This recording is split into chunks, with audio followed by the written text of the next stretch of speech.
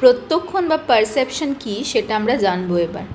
আমাদের যখন সংবেদন হয় তারপরে যখন আমরা সেই বস্তু বা উদ্দীপকটার দিকে অ্যাটেনশন দিই, মনোযোগ দিই, এবং মনোযোগ দেওয়ার পরে আমরা যখন সেটার মানেটা বুঝতে পারি তখনই আমরা সেটাকে প্রত্যক্ষণ হয়েছে বলবো।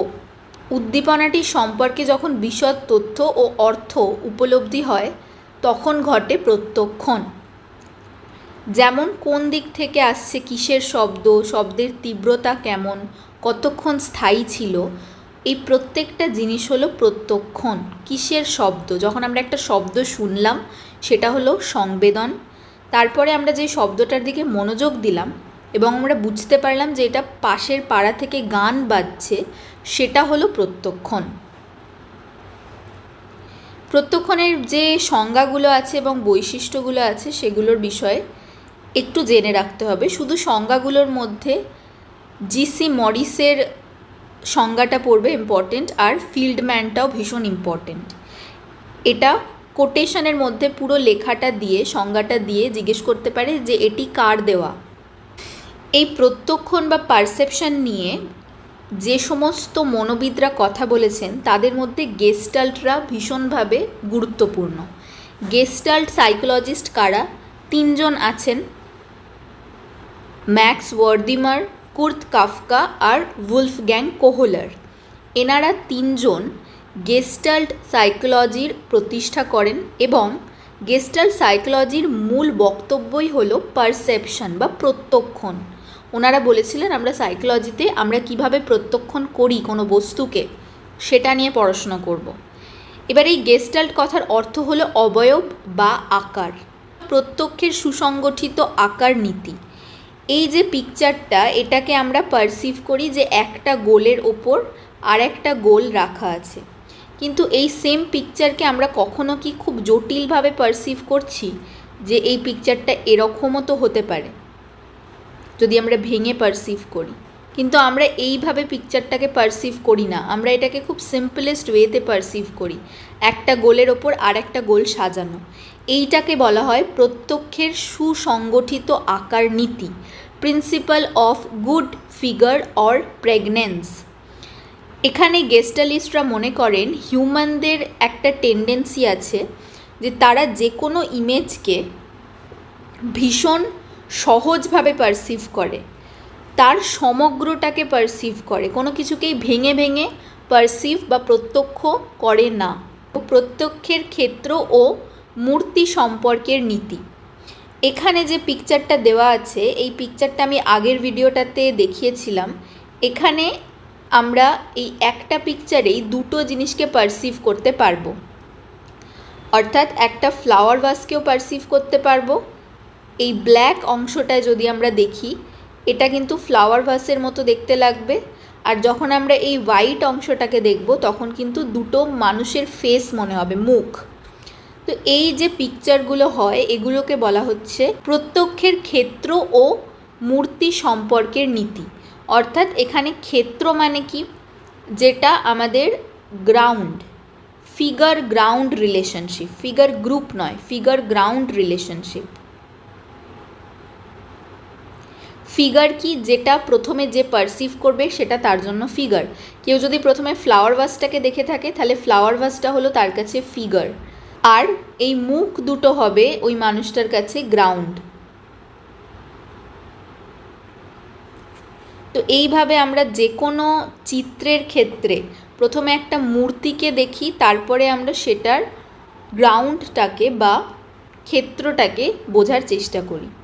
গেস্টাল্টদের যে সাইকোলজিটা সেটা এই দুটো জিনিসের ওপরে বেস করেই তৈরি, প্রত্যক্ষের সুসংগঠিত আকার নীতি আর প্রত্যক্ষের ক্ষেত্র ও মূর্তি সম্পর্কের নীতি। এরপরে আমরা দেখব গেস্টালিস্টরা অনেক ল দিয়েছিলেন বা নীতির কথা বলেছিলেন। তো সেই ল বা নীতিগুলো কি কি সেটা আমরা দেখব। ফার্স্ট হচ্ছে নৈকট্যের নীতি, প্রিন্সিপাল অফ প্রক্সিমিটি। নৈকট্যের নীতি মানে কি, ধরো এই যে পিকচারটা পাশে দেখানো আছে, এখানে কয়েকটা সার্কেল করা আছে। ফার্স্ট চারটে সার্কেলকে আমরা একটা গ্রুপ হিসেবে পারসিভ করছি। কেন পারসিভ করছি? কারণ এটা অনেকটা কাছাকাছি আছে। তো এই জিনিসটাকে বলা হচ্ছে নৈকট্যের নীতি। যে সমস্ত জিনিস কাছাকাছি থাকে, ফিজিক্যালি ক্লোজ থাকে, আমরা তাদেরকে একটা গ্রুপ হিসেবে পারসিভ করে নিই। এটা হচ্ছে নৈকট্যের নীতি। এরপরে সাদৃশ্যের নীতি। এখানে বলা হচ্ছে যে ছবিটা এখানে দেওয়া আছে, এখানে কিছু বক্স করা আছে, বক্সগুলোকে আমরা আলাদাভাবে পারসিভ করছি, আর এই যে গোল অংশগুলো এগুলোকে কিন্তু আমরা আলাদাভাবে পারসিভ করছি। কেন এরকম আলাদাভাবে গ্রুপে পারসিভ করছি বক্সগুলোকে? কারণ এই বক্সগুলো দেখতে সিমিলার। তো এটা হচ্ছে সাদৃশ্যের নীতি। তোমাদের এখান থেকে কোয়েশ্চেন যেগুলো দিতে পারে, একটা ছবি যেখানে তুলে দিল, মানে ধরো ফার্স্ট এই ছবিটা দিয়ে দিল কোয়েশ্চেন পেপারে, দিয়ে দিতে পারে যে এটি কোন নীতির অন্তর্ভুক্ত বলে মনে হচ্ছে, তখন এটার আনসার হবে নৈকট্যের নীতি। এরপরে হলো নিরবিচ্ছিন্নতার নীতি, অর্থাৎ প্রিন্সিপাল অফ কন্টিনিউইটি। এই যে পিকচারটা এখানে আমরা দেখতে পাই যে একটা বিন্দু, তারপরে পরপর ডট ডট আছে এখানে অনেকগুলো। তো এই যে অনেকগুলো বিন্দু আমরা দেখতে পাচ্ছি, আমরা মনে করি এটা যেন একটা কন্টিনিউ প্যাটার্ন ফলো করছে, সেই জন্য আমরা এটাকে একটা গ্রুপে পারসিভ করছি। এই যে এটা সার্কেল একটা তৈরি করছে, হাফ সার্কেল, আমরা এই পুরো জিনিসটাকে একসাথে দেখছি, সবকটা ডটকে। কেন দেখছি? কারণ এটা একটা পার্টিকুলার প্যাটার্ন ফলো করছে। তো এইটাকে বলা হচ্ছে নিরবিচ্ছিন্নতার নীতি। এরপরে ক্ষুদ্রতার নীতি। এখানে বলছে প্রিন্সিপাল অফ স্মলনেস। এখানে এই নীতি অনুযায়ী তুলনামূলক ছোট সীমাবদ্ধ ক্ষেত্র বৃহত্তর ক্ষেত্র অপেক্ষা বেশি মূর্তিরূপে বা স্পষ্ট অবয়ব রূপে প্রত্যক্ষিত হয়। এটার এক্সাম্পল হচ্ছে রুবিন্সের ক্রস। তো এইটা এখান থেকে আসতে পারে যে রুবিন্সের ক্রসটা কোন নীতির অন্তর্গত। তো এটার আনসার হবে ক্ষুদ্রতার নীতি। এরপরে ভগ্নতা পূরণের নীতি। এই যে পিকচারটা দেখছো, একটা জিনিস মনে রাখবে, ভগ্নতা পূরণের নীতি কিন্তু সবসময় শেপের ক্ষেত্রে হবে, অর্থাৎ আকার। এই যে এখানে পিকচারটা দেখছো, এটা একটা ত্রিভুজ এর মতো লাগছে, কিন্তু এটা কি পুরোপুরি ত্রিভুজ করে দেওয়া আছে? দেওয়া নেই, এটা হাফ ত্রিভুজ করা আছে, বাট আমরা এটাকে পারসিভ করছি পুরোটা একটা ত্রিভুজ হিসেবে। পাশে যে চিত্রটা আছে সেখানে একটা গোলকেই কিন্তু মিডিলে কিছু জায়গা ব্রেক করা আছে, ভগ্ন হয়ে আছে। তো এইটাকেও কিন্তু আমরা একটা পুরোপুরি গোল হিসেবে পারসিভ করছি। এইটাকেই বলা হচ্ছে ভগ্নতা পূরণের নীতি। এরপরে প্রতিসমতার নীতি। এটা কি? ধরো এই যে পিকচারটা এখানে এরকম যে পিকচারগুলো আছে, এটা যদি আমরা মিডিল থেকে ক্রস করি তাহলে দুদিকে সেম আকার আমরা দেখতে পাবো, মনে হবে একটা যেন আরেকটা জিনিসের মিরর ইমেজ। তো হিউম্যান টেন্ডেন্সি আছে এরকম পিকচারগুলোতে আমাদের চোখ বেশি যায়। ধরো সেমই যদি পিকচার আমরা এরকমভাবে আঁকি, এটার থেকে বেশি কিন্তু আমাদের চোখে দেখতে ভালো লাগছে এই পিকচারটা। তো এই জিনিসটাকে বলা হচ্ছে প্রতিসমতার নীতি। এবার আমরা দেখব একচক্ষুমূলক সূত্র, অর্থাৎ মোনোকিউলার কিউজের ব্যাপারে। এখানে অনেকগুলো মোনোকিউলার কিউজ আছে, অর্থাৎ যেগুলো আমরা একটা চোখ দিয়ে পারসিভ করতে পারি। যেমন ফার্স্ট হচ্ছে উপস্থাপন, অর্থাৎ ইন্টারপোজিশন। এখানে ধরো দুটো পিকচার দেওয়া আছে,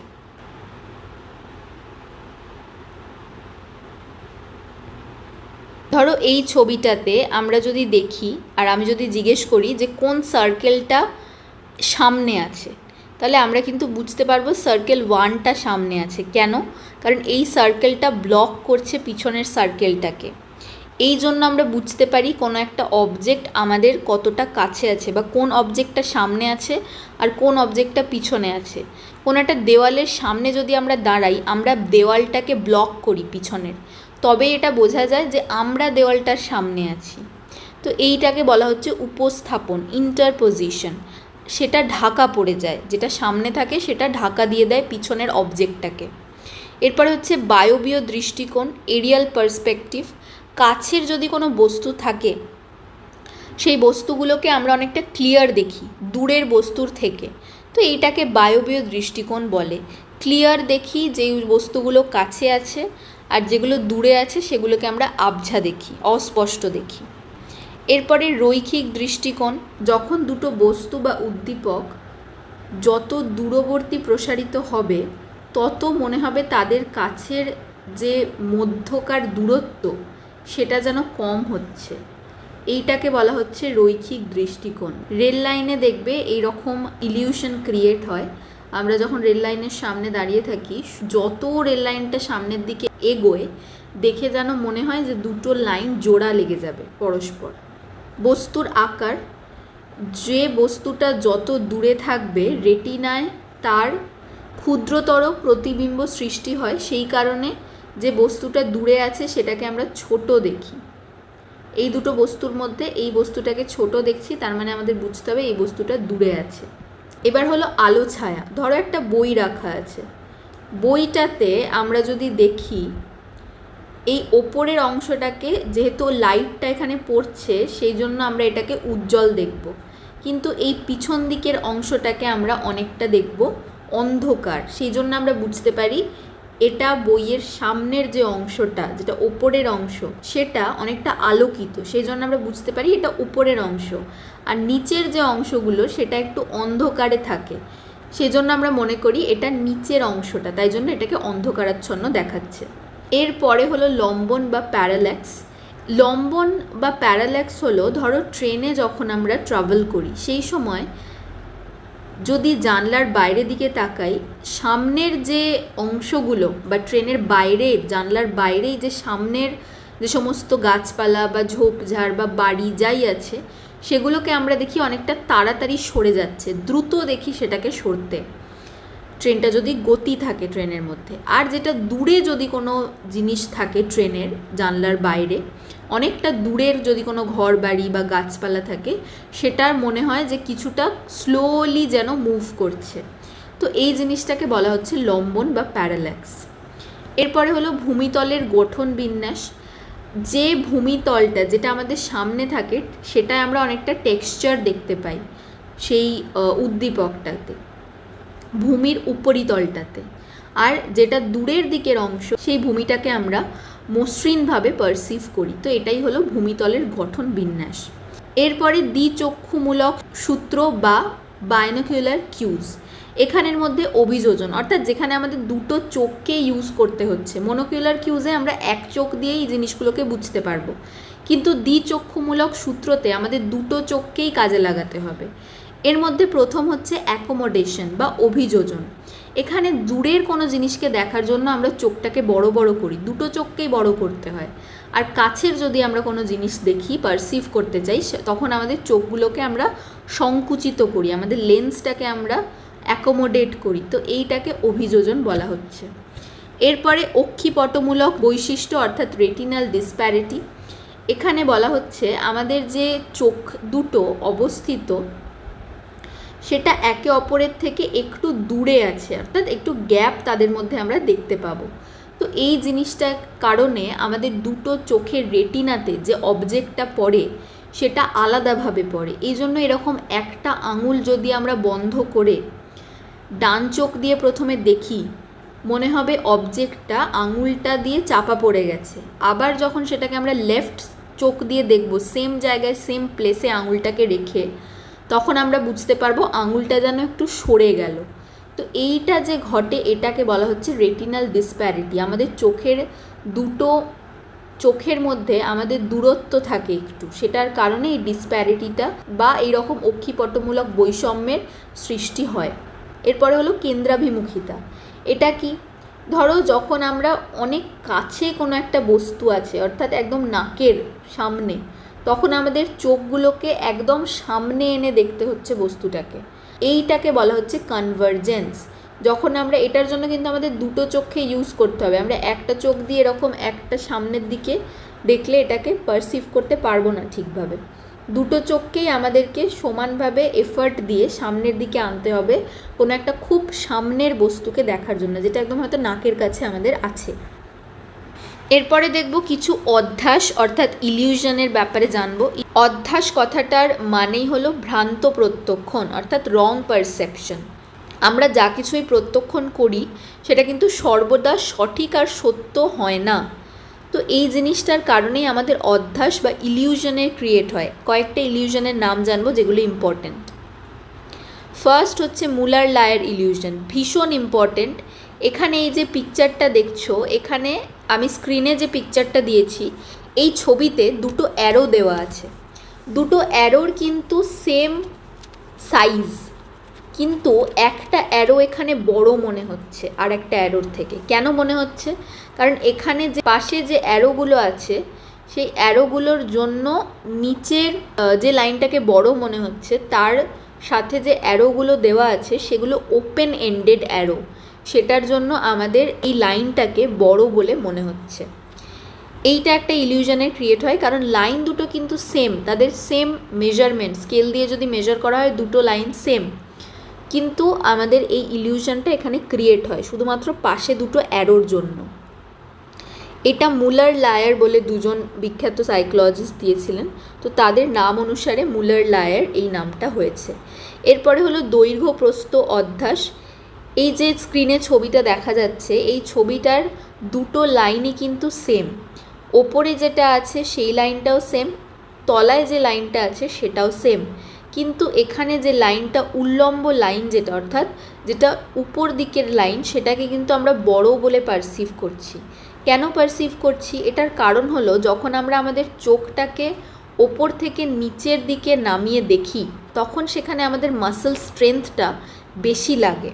আমরা যদি আশেপাশে দেখি কোনো অবজেক্টকে, অর্থাৎ ডান দিক থেকে বাঁ দিকে যদি আমরা চোখের মণিটাকে সরাই, সেখানে আমাদের আই মাসল স্ট্রেংথটা কম ইউজ হয়।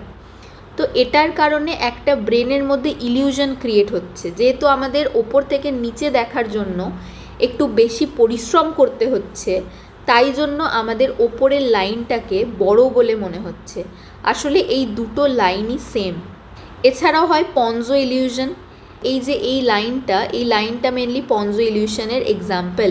এখানে দুটো সার্কেল দেওয়া আছে, এই দুটো সার্কেলের মধ্যে ওপরের সার্কেলটাকে বড় বলে মনে হচ্ছে, কারণ তার সাইডে যে গ্যাপগুলো আছে সেটা অনেকটা কম। তো এইটাকে বলা হচ্ছে পঞ্জো ইলিউশন। এটাও কিন্তু ইলিউশনে ক্রিয়েট করছে, কারণ দুটো সার্কেলই সেম মেজারমেন্টে তৈরি। এছাড়াও আছে পগেনডর্ফ অধ্যাস, অর্থাৎ পগেনডর্ফ ইলিউশন।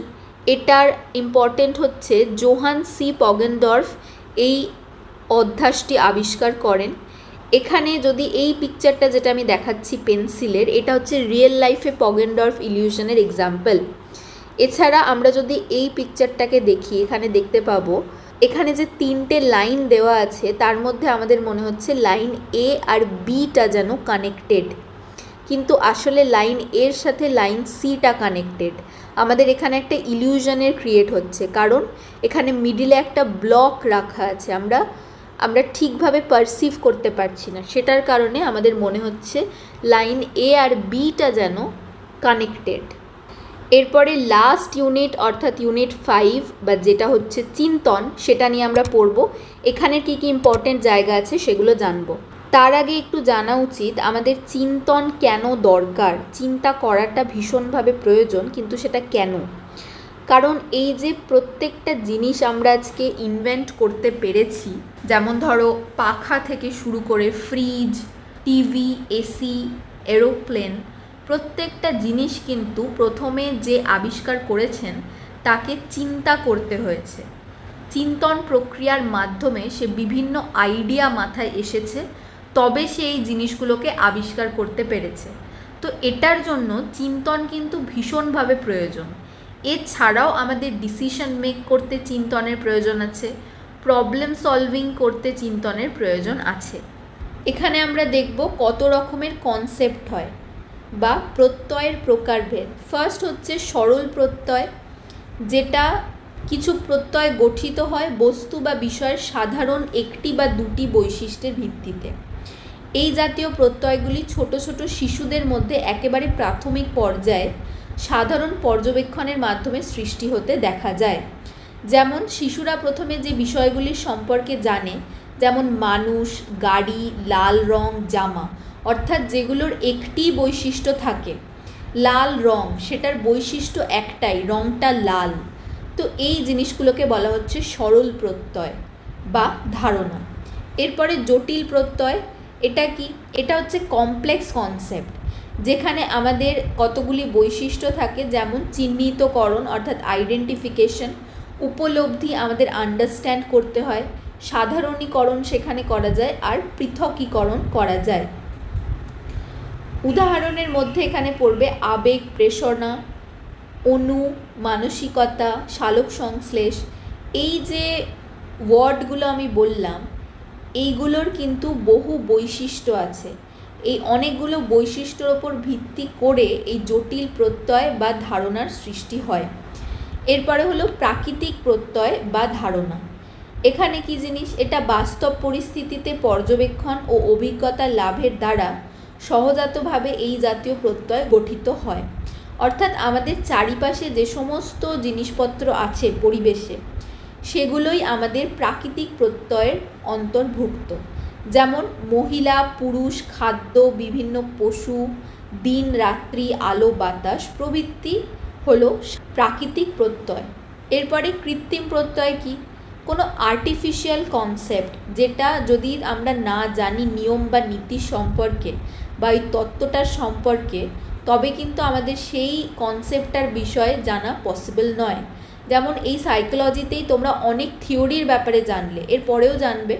তো এই থিওরিগুলো কিন্তু কৃত্রিম প্রত্যয়ের মধ্যে পড়ে, কারণ এগুলো আর্টিফিশিয়ালি ক্রিয়েট করা হয়েছে, কেউ এগুলোর কনসেপ্টটাকে বানিয়েছে। তোমাকে যদি আমি শুধু বলে দিই স্পিয়ারম্যানের তত্ত্ব, তোমরা কিন্তু বুঝতে পারবে না, আমাকে সেটা এক্সপ্লেন করতে হবে। তো এই যে কনসেপ্টগুলো, যে থিওরি, যে যাবতীয় যে সমস্ত থিওরি, এগুলো সব পড়বে কৃত্রিম প্রত্যয়ের মধ্যে।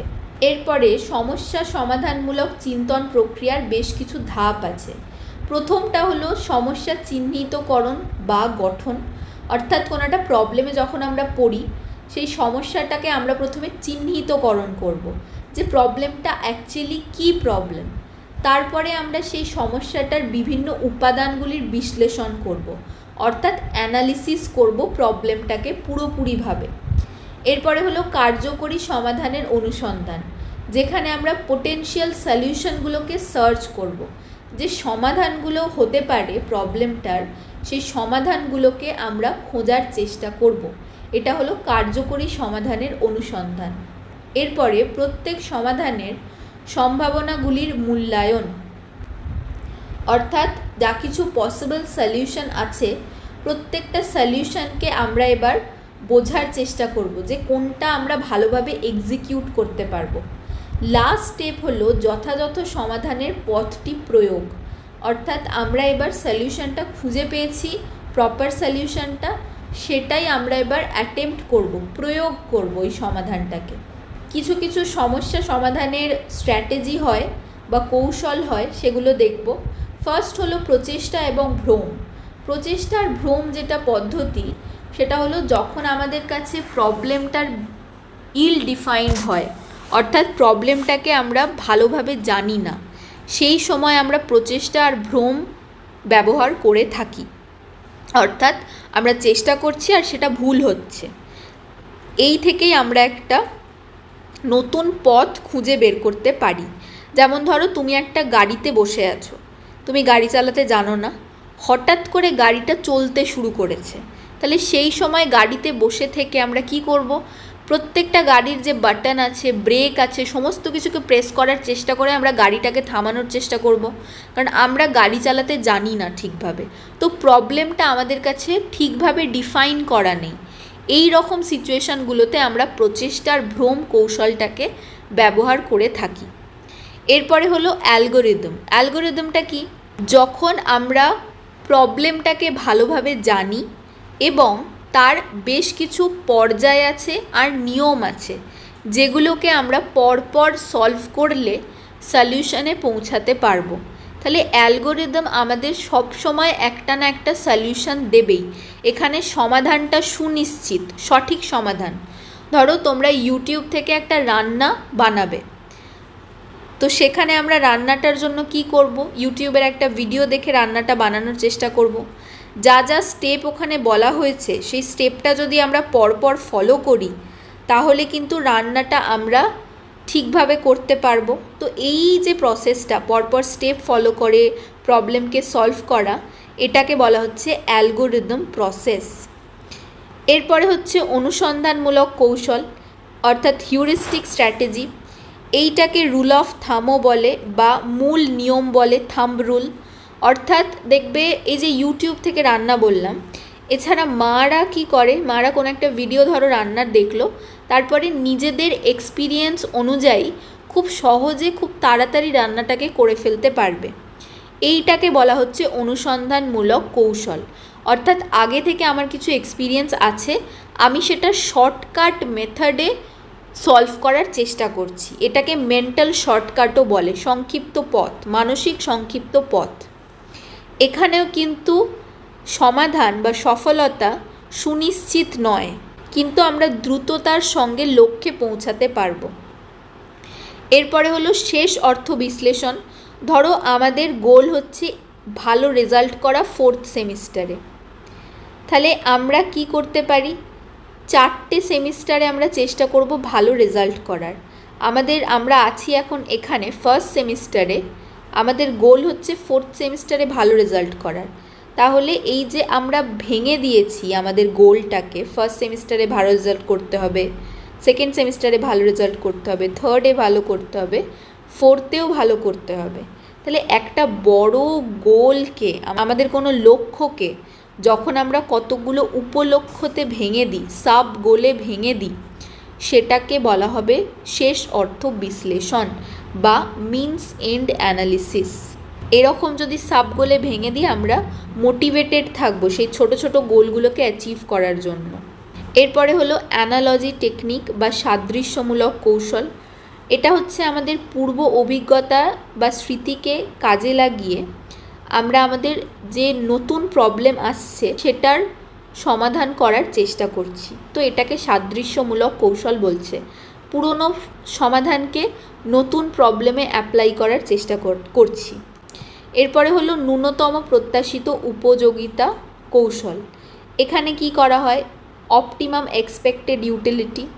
এই যে ড্যানিয়েল বার্নউলি 1738 খ্রিস্টাব্দে এই কৌশলটি প্রথম চিহ্নিত করেন। এই কৌশলে আমরা কি করি, সমস্যার এমন সমাধান নির্বাচন করা হয় সাধারণত এবং প্রচলিতভাবে মানুষ যে যৌক্তিক সমাধানটি বেছে নেয় ঠিক তার বিপরীত। সাধারণ যৌক্তিকতার পরিবর্তে ব্যক্তি অনেক সময় তার ব্যক্তিগত পছন্দ অনুযায়ী সমাধান বিকল্পটি নির্বাচন করে, যদিও সাফল্য এখানে সম্পূর্ণ অনিশ্চিত সে জানে। যেমন জুয়া খেলা বা লটারির টিকিট কাটার সময় এক্ষেত্রে কি হয়, পছন্দ অনুযায়ী নির্বাচনে সুনির্দিষ্ট কারণ হয়, মানে তাদের ইচ্ছা, সেই জন্য তারা চেষ্টা করছে যে কোনো একটা লটারির টিকিট যে কাটছে সেটা তাদের স্ব ইচ্ছায় কাটছে এবং সেখান থেকে তারা আশা করছে যে তারা একটা হিউজ অ্যামাউন্ট অফ মানি পাবে। ন্যূনতম প্রত্যাশিত উপযোগিতা কৌশল, এখানে তারা চেষ্টা করে যে তারা যত টাকা ইনভেস্ট করছে তার থেকে বেশি তারা রিটার্নে পাবে। তো এইটাকে ন্যূনতম প্রত্যাশিত উপযোগিতা কৌশল বলা হচ্ছে। এরপরে আমরা দেখব সমস্যা সমাধানমূলক চিন্তন কৌশলের মনস্তাত্ত্বিক শর্ত, অর্থাৎ কী কী সাইকোলজিক্যাল ফ্যাক্টর থাকবে যেগুলো আমাদের আফেক্ট করবে প্রবলেম সলভ করতে। ফার্স্ট হলো মেন্টাল স্টেট, অর্থাৎ মানসিক অবস্থা। যদি আমরা প্রবলেমটা সলভ করার মতো অবস্থাতে না থাকি, যদি ঠিকভাবে আমরা মনোযোগ না দিতে পারি, ঠিকভাবে সিদ্ধান্ত গ্রহণ না করতে পারি, তবে আমরা আমাদের এই চিন্তন কৌশলটাকে কাজে লাগাতে পারবো না। আমাদের মেন্টাল স্টেটটাই যদি ঠিক না থাকে, মানসিক অবস্থাটা যদি আমরা প্রস্তুত না থাকি। এরপরে হলো কার্যকরী অনমনীয়তা, অর্থাৎ ফাংশনাল ফিক্সডনেস। এখানে কি হয়, অনেক সময় আমরা এতটাই পুরনো চিন্তাভাবনা রাখি যে আমরা নতুন ধরনের কিছু চিন্তা করতে পারি না। ফিক্সডনেস অর্থাৎ তার মাইন্ডটা একদম পুরনো যুগে পড়ে আছে। ধরো কারোর একটা অভ্যাস হচ্ছে নিউজ পেপার থেকে নিউজ পড়া, এবার মিডিলে যদি তার কোনো প্রবলেম হয় নিউজ পেপার পেতে, তাহলে তার যদি কার্যকরী অনমনীয়তা থাকে সে কিন্তু ফোন থেকে নিউজ পড়তে পারবে না। সে ভাববে যে নিউজগুলো ফোনে থাকে সেগুলো ভুল হয়। তাহলে তার একটা ফিক্সড মাইন্ডসেট আছে, এটার জন্য তার কিছু বায়াস দেখতে পাওয়া যাচ্ছে, পক্ষপাত যেটাকে বলা হচ্ছে। সে নিউজ পেপার পড়ার প্রতি বায়াসড, সে ওটা ছাড়া ফোন থেকে নিউজ পড়বে না। তো এই জিনিসটাকে বলা হচ্ছে ফাংশনাল ফিক্সডনেস। এরপরে লাস্ট হলো প্রেরণার অভাব, অর্থাৎ ল্যাক অফ মোটিভেশন। যদি কোনো একটা মানুষ মোটিভেটেডই না থাকে তাহলে কিন্তু সে সমস্যার সমাধান করতে পারবে না, চিন্তা করতে পারবে না, তার ইচ্ছাই যদি না থাকে। এরপরে আমরা দেখব যৌক্তিক চিন্তার প্রকারভেদ, অর্থাৎ টাইপস অফ রিজনিং। রিজনিং আমাদের দুটো টাইপের হয়, একটা হচ্ছে আরোহীমূলক যৌক্তিক চিন্তা আর একটা হলো অবরোহীমূলক যৌক্তিক চিন্তা। আরোহীমূলক যৌক্তিক চিন্তাটা কি? যখন আমরা কোনো স্পেসিফিক ঘটনাকে নিয়ে সেটাকে জেনারেলাইজ করার চেষ্টা করে দিই, অর্থাৎ কোনো একটা ঘটনা একবার ঘটেছে, দুবার ঘটেছে, আমরা মনে করি সেটা আবারও ঘটবে, বারবার ঘটবে, এইটাকে বলা হচ্ছে আরোহীমূলক যৌক্তিক চিন্তা। যেমন আরোহীমূলক যৌক্তিক চিন্তাতে আমরা এক্সাম্পল দিতে পারি, আমার চকলেট আইসক্রিম পছন্দ, আমার বন্ধুর চকলেট আইসক্রিম পছন্দ, তাই পৃথিবীতে সবার চকলেট আইসক্রিম পছন্দ। এই রকমের যে এক্সাম্পলটা আমরা দিচ্ছি বা যুক্তিটা আমরা দেখাচ্ছি, এটাকে বলা হয় আরোহীমূলক যৌক্তিক চিন্তা। একটা দুটো স্পেসিফিক ঘটনা থেকে আমরা মনে করছি সবার সাথে এটা হয়। অবরোহীমূলক যৌক্তিক চিন্তা কি? যখন সবার সাথে এটা হচ্ছে তাই জন্য আমি মনে করছি আমারও এটা হবে। যেমন প্রত্যেকের মৃত্যু ঘটে তাই জন্য আমিও একদিন মারা যাব। এই যে ভাবে আমরা যুক্তিটা দেখাচ্ছি এটাকে বলা হচ্ছে অবরোহীমূলক যৌক্তিক চিন্তা বা ডিডাকটিভ রিজনিং। এখন আমরা দেখব যৌক্তিক চিন্তন প্রক্রিয়ার কিছু সাধারণ ত্রুটি, অর্থাৎ আমরা যখন ভুল করে থাকি যুক্তিগত চিন্তা করতে গিয়ে। ফার্স্ট হচ্ছে ভ্রান্ত অনুমান, অর্থাৎ যখন আমাদের ভ্রান্ত কিছু ধারণা থাকে বা অনুমান থাকে এবং সেখান থেকে ত্রুটির উৎপত্তি হয়। যেমন মূল্যবান গাড়ি মাত্রই তার ইঞ্জিনটা শক্তিশালী হবে, এটা আমরা কিন্তু ভেবে নিই, আমাদের একটা ভ্রান্ত ধারণা আছে। তো এই ভ্রান্ত ধারণা থেকে যখন আমরা সিদ্ধান্তে পৌঁছাই তখন কিন্তু আমাদের অনেক প্রবলেম হতে পারে, আমাদের যুক্তিটা ভুল হতে পারে। এরপরে হলো পক্ষপাত। পক্ষপাত অর্থাৎ কি? পূর্ব নির্ধারিত কোনো ধারণা, সেখান থেকে পক্ষপাতের জন্ম হয়। এই পদ্ধতিটাও ত্রুটি হতে পারে। যদি আমরা কোনো একটা জিনিসের প্রতি বায়াসড থাকি তবে আমরা সেক্ষেত্রে ভুল ডিসিশন নেব, পক্ষপাত যদি আমরা করে থাকি।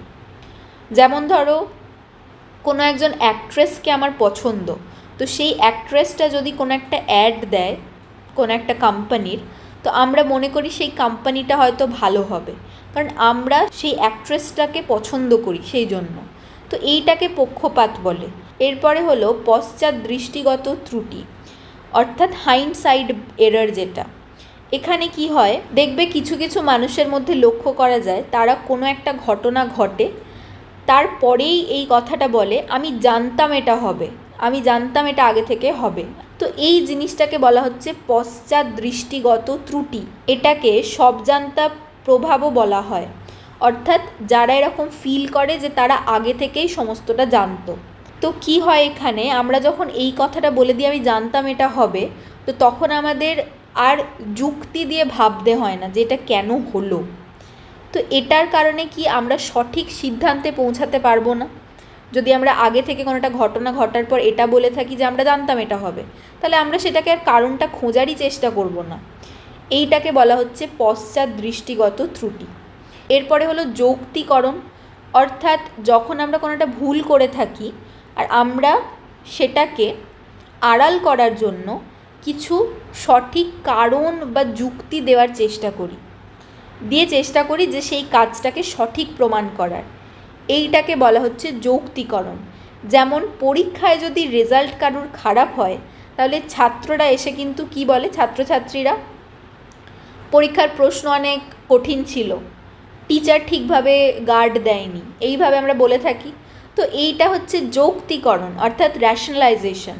আমার পরীক্ষা খারাপ হয়েছে, আমি পড়িনি সেই জন্য, সেটাকে আমি মানতে পারছি না। আমি বলছি কোয়েশ্চেন অনেক শক্ত এসছে, আমি আমার অ্যাকশনটাকে ঠিক প্রুফ করার চেষ্টা করছি। এটা হলো যৌক্তিকরণ। এরপরে হলো একক কারণগত ভ্রান্তি, অর্থাৎ ফ্যালাসি অফ সিঙ্গল কজ। দেখবে যখন আমরা কোনো একটি মাত্র ঘটনাকে দায়ী করি প্রত্যেকটা জিনিসের জন্য, একক কারণগত ভ্রান্তি। এখানে যে এক্সাম্পলটা দেওয়া আছে, বর্তমানে যে সমস্ত ছাত্রছাত্রীরা আছে তারা বলে যে তাদের অবনতির জন্য দায়ী হচ্ছে করোনার জন্য তাদের পড়াশোনা বন্ধ ছিল, তার জন্য তারা অনেকক্ষণ মোবাইলের প্রতি আসক্ত হয়ে গেছে, আকর্ষণ বেড়ে গেছে। তো তাদের লাইফে যা কিছুই প্রবলেম এখন সৃষ্টি হচ্ছে তারা একটাই কারণ দেখায়, করোনার জন্য এটা হচ্ছে, করোনার পর থেকে এটা হচ্ছে। তো এইটাকে বলা হচ্ছে একক কারণগত ভ্রান্তি। এরপরে সিদ্ধান্ত গ্রহণেরও অনেকগুলো পর্যায় হয়। যেমন প্রথম হলো সমস্যাটিকে চিনে নেওয়া, দ্বিতীয় হলো উপযুক্ত তথ্য সংগ্রহ, তৃতীয় বিভিন্ন বিকল্প পথের সন্ধান, চতুর্থ হলো বিকল্প পথগুলির মূল্যায়ন, পঞ্চম উপযুক্ত পথটির নির্বাচন, ষষ্ঠ হলো সিদ্ধান্তের প্রতি অঙ্গীকারবদ্ধতা, এবং সপ্তম যে স্টেপটি বা পর্যায়টি সেটি হলো সিদ্ধান্ত এবং তার ফলাফলের পুনর্মূল্যায়ন। তো এই কয়েকটা স্টেপ সিদ্ধান্ত গ্রহণের ক্ষেত্রে আমরা নিয়ে থাকি। এরপরে আমরা দেখব সৃজনশীল চিন্তন অর্থাৎ ক্রিয়েটিভ থিঙ্কিংয়ের ক্ষেত্রে এখানে এই দুটো ডেফিনেশন পড়বে, কারণ এটা দিতে পারে এক্সামে। সৃজনশীল চিন্তার উপাদান, এখানে বেশ কিছু উপাদানের প্রয়োজন আছে আমাদের ক্রিয়েটিভ থিঙ্কিং করার জন্য।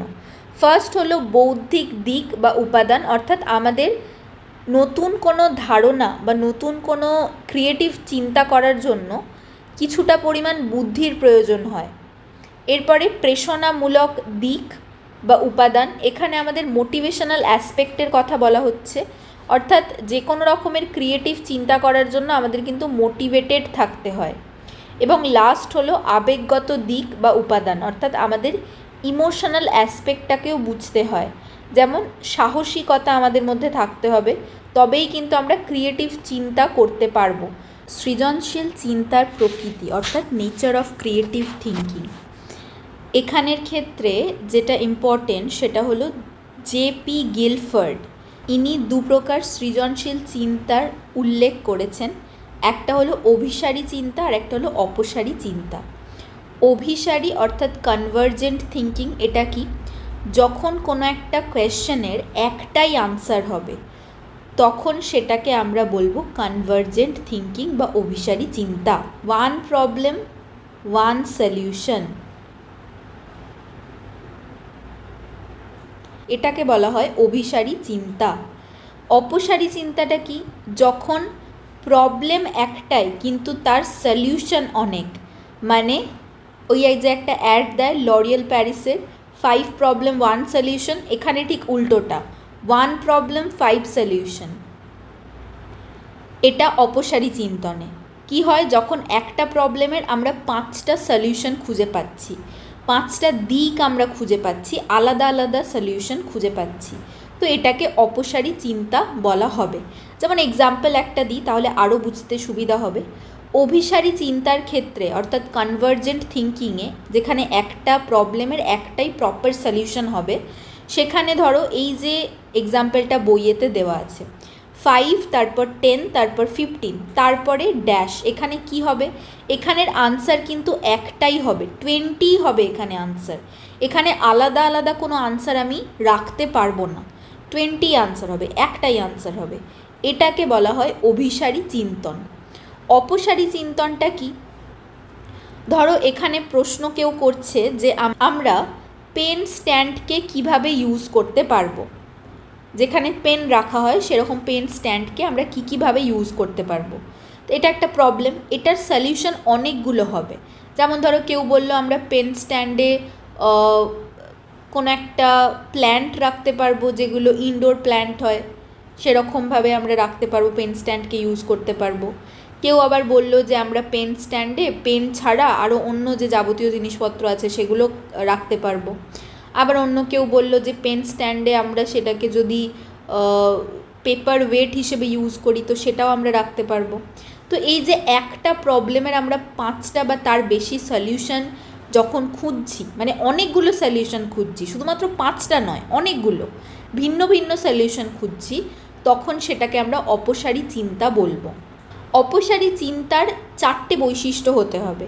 একটা হলো সাবলীলতা অর্থাৎ ফ্লুয়েন্সি, যেমন কোনো একটা, এই যে আমি বললাম পেনদানিকে আমরা, পেন স্ট্যান্ডকে আমরা কতগুলো ইউজ করতে পারবো কতগুলো ভাবে, এটা কিন্তু আমায় ফ্লুয়েন্টলি বলতে হবে আনসারগুলোকে। কোনো একটা বাচ্চাকে যদি জিজ্ঞেস করা হয়, সে যেন ফ্লুয়েন্টলি বলতে পারে, খুব তাড়াতাড়ি বিকল্প পথ খুঁজে পায়।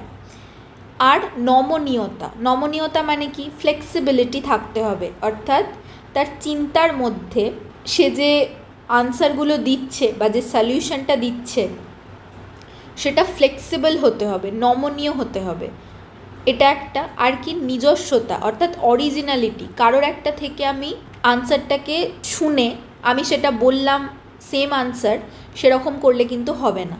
যেমন পেন স্ট্যান্ডের ক্ষেত্রে একটা বাচ্চা বললো যে আমরা সেখানে পেন রাখতে পারবো, অন্য আরেকটা বাচ্চা বলছে আমরা সেখানে ইরেজার রাখতে পারি, আরেকটা বাচ্চা বলছে আমরা সেখানে পেন্সিল রাখতে পারি। তো এটার নিজস্বতা বজায় আছে কি, এখানে বাচ্চাটা একজনেরই আনসারকে জাস্ট কপি করে যাচ্ছে অন্যভাবে বলে। তো এইটা কিন্তু হলে হবে না, অপসারী চিন্তাতে নিজস্বতা বজায় রাখতে হবে। এরপরে হলো বিস্তারিত বা বিশদ অর্থাৎ এলাবোরেশন। আমাদের আনসারটাকে এলাবোরেট করতে হবে, আমরা যে চিন্তাটা করছি সেটাকে আমাদের এলাবোরেট করতে হবে। কোনো একটা প্ল্যান্ট যদি আমরা যদি কোনো ইনডোর প্ল্যান্ট রাখবো ভাবি ওই পেন স্ট্যান্ডটার মধ্যে, আমাদের সেটাকে এলাবোরেট করে বোঝাতে হবে যে এইভাবে আমরা প্ল্যান্টটা রাখবো, এই গাছটাকে রাখতে পারবো, ছোট্ট একটা গাছ ক্যাকটাস। তো এই জিনিসটাকে বলা হচ্ছে বিস্তারিত বা বিশদ, এই আলোচনাটা আমাদের করতে জানতে হবে। সৃজনশীল চিন্তনের প্রক্রিয়া আছে, এটার পর্বগুলো কিন্তু ভীষণ ইম্পর্টেন্ট। আগের দুটো অতটা ইম্পর্টেন্ট না হলেও সৃজনশীল চিন্তনের প্রক্রিয়াগুলো কিন্তু ইম্পর্টেন্ট। ফার্স্ট হলো প্রস্তুতি পর্ব। এখানে যখন আমরা কোনো একটা প্রবলেমকে সলভ করার জন্য প্রস্তুতি নিচ্ছি, অর্থাৎ আমাদের মনের ভেতর একটা চাহিদার জন্ম হচ্ছে যে আমরা কোনো একটা কিছু ভাববো, কোনো একটা ক্রিয়েটিভ কিছু চিন্তা করব, ক্রিয়েটিভিটি আমাদের দেখাবো, এটাকে প্রস্তুতি পর্ব বলে, যেটা ফার্স্ট স্টেপ। সেকেন্ড স্টেপ হলো উন্মেষ পর্ব। এখানে বেসিক্যালি কি হয়, এটাকে ইনকিউবেশন বলে। ইনকিউবেশনে আমরা কি করি, এখানে আমরা বারবার আমাদের যে আইডিয়াগুলোকে ভেবেছি প্রস্তুতি পর্বে সেটাকে চেষ্টা করে আমরা যখন বারবারই ব্যর্থ হই তখন আমরা হতাশ হয়ে পড়ি। তো উন্মেষ পর্বতে আমাদের হতাশ দেখতে পাওয়া যায়, যখন আমরা বারবার কোনো একটা প্রবলেমকে সলভ করার চেষ্টা করছি বা একটা ক্রিয়েটিভ জিনিস ট্রাই করার চেষ্টা করছি, আর সেখানে আমাদের কি হচ্ছে, বারবার আমরা ফেল হচ্ছি সেটাতে, তো তাতে আমরা হতাশ হয়ে যাব। এটাই হচ্ছে উন্মেষ পর্ব। এরপরে থার্ড স্টেপ যেটা, সেটা হচ্ছে আলোকিতকরণ। এখানে আমরা বারবার প্রবলেমটা খোঁজার সময় যখন ব্যর্থ হয়েছি এবং আমরা যখন আর পারছি না ঠিক করতে প্রবলেমটাকে সলভ, সেই সময় আমরা ব্যর্থ হয়ে ছেড়ে দিই, কিন্তু আমাদের আনকনসিয়াস মাইন্ডে সেই আইডিয়াটা তখনও চলতে থাকে। আমরা কনসিয়াসলি হয়তো অন্য কিছু চিন্তা করি, বাট আনকনসিয়াস মাইন্ডে সেই প্রবলেমটারই সলিউশন খুঁজতে থাকে আনকনসিয়াস মাইন্ড। তো এখানে হঠাৎ করে আমাদের মাথায় একটা বিদ্যুতের আলোর ঝলকানির মতো সমাধানের সূত্র বা নতুন ধারণা মনের মধ্যে আসে। এই যে স্টেজটা, এটাকে বলা হচ্ছে আলোকিতকরণ। এরপরে লাস্ট স্টেজটা হলো প্রতিপাদন অর্থাৎ ভেরিফিকেশন, যেখানে আমরা যে সলিউশনটা পেয়েছি, যে হঠাৎ করে আমাদের মাথায় যে আইডিয়াটা এলো, সেটাকেই আমরা এবার ভেরিফাই করার চেষ্টা করব, অর্থাৎ মূল্যায়ন করার চেষ্টা করব আর পুনর্মূল্যায়ন করার চেষ্টা করব, দিয়ে দেখার চেষ্টা করব যে আইডিয়াটা আমাদের মাথায় এসছে সেটা কতটা কার্যকর হয়। এই চারটে স্টেপ ভীষণ ইম্পর্টেন্ট সৃজনশীল চিন্তন প্রক্রিয়াতে, এটা এক্সামে আসতে পারে। এরপরে হলো ভাষা বা ল্যাঙ্গুয়েজ। ল্যাঙ্গুয়েজ যে ডেভেলপ হয় সেটা কিন্তু একটা বাচ্চার 1 বছর বয়স থেকেই ডেভেলপ হতে শুরু করে। এখানে যেটা পড়তে হবে, চিন্তনে আমরা ল্যাঙ্গুয়েজ বা ভাষাকে কেন পড়ছি, কারণ চিন্তা করার জন্য আমাদের ভাষাটা ভীষণভাবে প্রয়োজন। কোনো একটা মানুষ যদি চিন্তা করতে চায় তার ভাষার কিন্তু প্রয়োজন হয়। আমরা যখন চিন্তা করি তখন আমরা যে যার নিজের ভাষায় চিন্তা করি, ভাষা ছাড়া চিন্তন কিন্তু অসম্পূর্ণ। তো এটার কারণে চিন্তনের চ্যাপ্টারে আমাদের ভাষা বা ল্যাঙ্গুয়েজকে পড়তে হবে। এখানের মধ্যে ইম্পর্টেন্ট হলো বেঞ্জামিন লি উলফ বলেন, চিন্তন প্রক্রিয়ায় বিষয়বস্তুর গুণগত ও পরিমাণগত মান ভাষার ওপর নির্ভরশীল। এই কোয়েশ্চেনটা ইম্পর্টেন্ট। এরপরে আমরা দেখব ভাষার বিকাশ অর্থাৎ ডেভেলপমেন্ট অফ ল্যাঙ্গুয়েজ। এই যে বললাম একটা ছোট বাচ্চা 1 বছর বয়স থেকেই তার ভাষা বলতে সে পারে। 1 বছর বয়সে সে একটা ওয়ার্ড শব্দ বলতে পারে। যেমন 6 মাস বয়সে শিশু ব্যাবলিং স্তরে প্রবেশ করে। ব্যাবলিং মানে কি, এক অক্ষর বিশিষ্ট ধ্বনি প্রকাশ করতে থাকে, যেমন বা, কা, মা এরকম টাইপের। 9 মাস বয়সে এক অক্ষর বিশিষ্ট ধ্বনিগুলি বারবার করে ব্যবহার করতে থাকে, যেমন না না না এইরকম টাইপের। তো এই জিনিসটাকে বলা হয় ইকোলালিয়া। এই কোয়েশ্চেনটা কিন্তু ইম্পর্টেন্ট। 9 মাস বয়সে এক অক্ষর বিশিষ্ট ধ্বনিগুলিকে যদি সে বারবার বলতে থাকে, বারবার রিপিট করা যে কোনো ওয়ার্ডকে, কথাকে, তাকে বলা হয় ইকোলালিয়া। এরপরে প্রথম বছর বয়সে শিশু একটি পূর্ণ শব্দ ব্যবহার করতে পারে, যেমন মা, বাবা, খাবো, যাবো, দাও এরকম শব্দগুলো।